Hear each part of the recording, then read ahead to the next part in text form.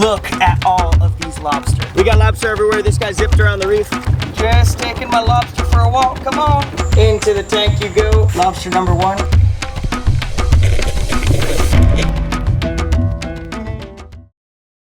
So we are out on the water now, Charles and I. This is my best friend since high school, maybe even a little bit before that, but we are always diving together. You might have seen him on the channel before, maybe, I think chameleon hunting a long time ago. But we are out on the water now to try to get some lobsters for the tank. Pulling up to the first spot now for the lobsters.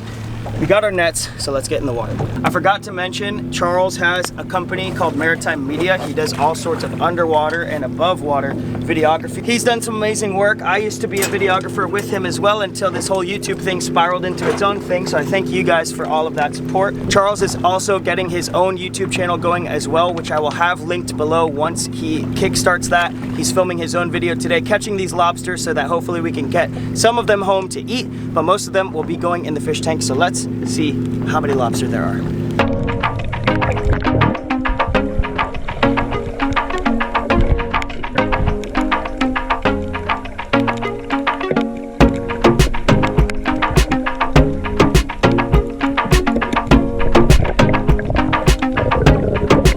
Look at this, we have a lionfish here. This is actually the second one. And we are going to be putting these in the tank as well. These are invasive. They actually can't even sell them in the local fish stores anymore because they've been such a big problem. They're worried about people getting them from the store and releasing them. They are a nuisance down here and they need to be removed. So these guys are coming home with us.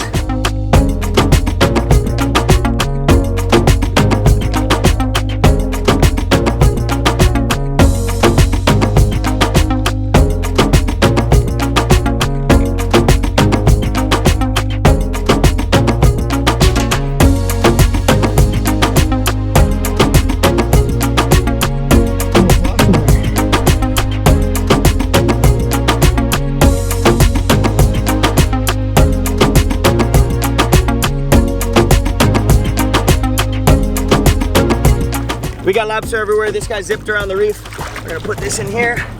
We'll have Sean put that into the live well. And we got lobster number 1 for the tank.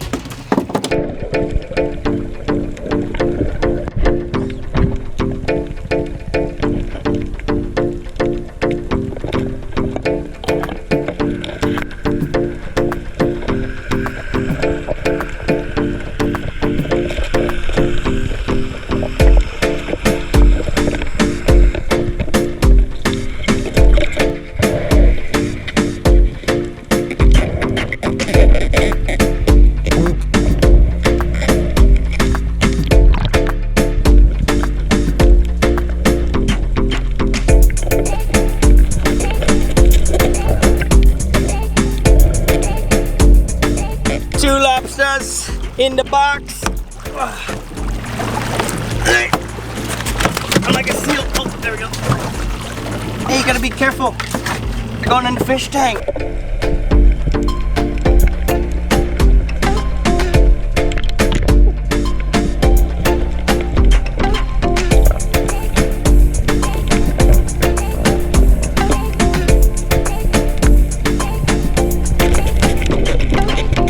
This is a nice one here, definitely legal.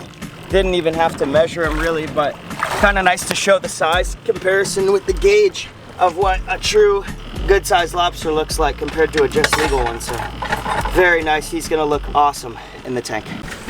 All right, so look at all these lobster. They could last out of the water for a pretty long time being a crustacean. If you saw Larry, the main lobster that we already have at home, we brought him home from Publix, the grocery store, in a box. This guy's good. Number 1, number 2. We're just going through and recounting and remeasuring everything to make sure that we're totally legal.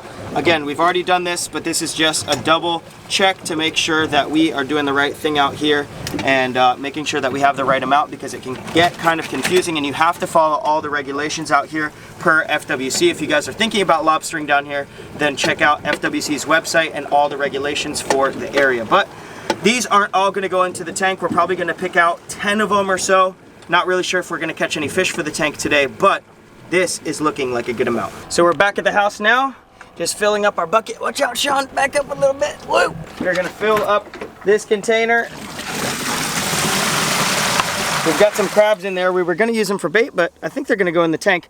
We've got to fill this up a decent amount, and then we could get the lobster in, probably fill it up a little bit more after it gets in the truck, so that's not so heavy, and then these lobsters will be heading home. We got some big lobsters this time. I don't know if you guys have been on the channel before. If you guys are new here, welcome to the channel. And if you haven't subscribed yet, what are you doing? But the last time we tried this, last year, we were a little late in the season. We could only keep these guys legally for a couple of months, maybe about 2 or 3.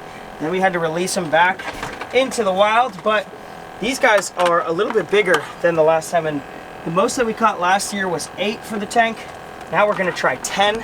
So this should be interesting to see how they look in the tank, especially with the lionfish. Trying to release them gently. Actually might turn the bucket around.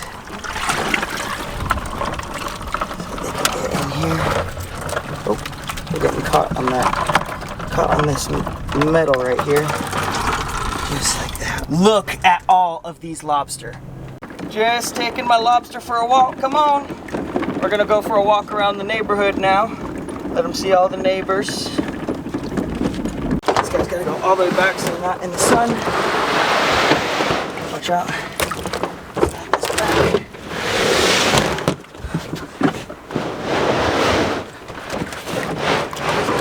And we are back at the house, guys. We have a little bit going on here. We've got the lionfish acclimating with a dripper system. We're gonna get these lobster acclimated and then they will be in the tank.